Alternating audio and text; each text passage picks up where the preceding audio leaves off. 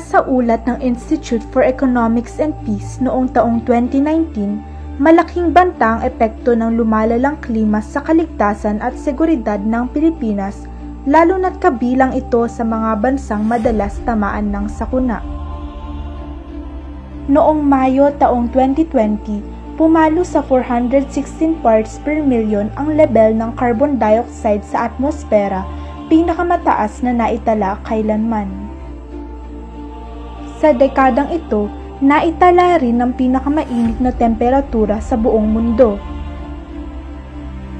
Ayon sa ulat ng NASA, naitala sa taong 2020 ang pinakamataas na global average temperature na halos kapantay na rin ng naitala noong taong 2016. Kaya ayon sa mga dalubhasa, maaaring ilahad na pareho lamang ang level ng dalawa. Samantala, isinalaysay naman ni Dr. Gavin A. Schmidt na hindi dapat doon ituon ang pansin kundi sa pangmatagalang trends o sa madaling salita, pagtaas o pagbaba ng temperatura. Dagdag pa niya, habang patuloy na nananatili ang mataas na trend at habang lumalaki rin ang kontribusyon ng tao sa lumalalang klima, patuloy na magkakaroon ng panibagong pinakamataas na record ng temperatura. Ngunit ano nga ba ang kinalaman ng mga impormasyong ito sa climate justice na matagal nang panawagan ng mga aktivista?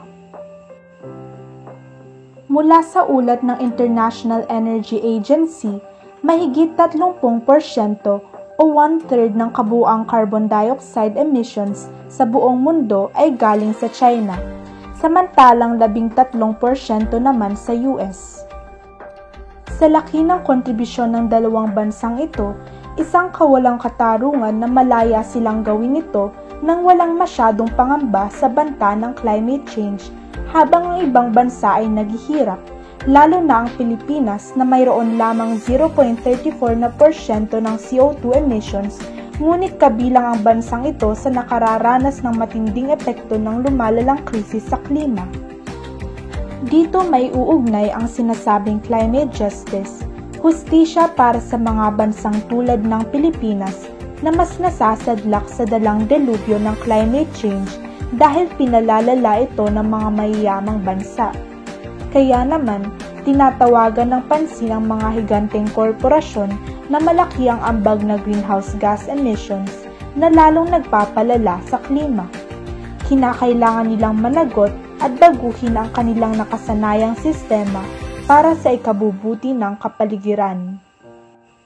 Samantala, mahalaga ring alalahanin na ang climate justice ay hindi nangangahulugang wala na dapat gagawing plano at aksyon para sa klima ang mga bansa tulad ng Pilipinas dahil dapat mga mayayamang bansa na ang aaksyon.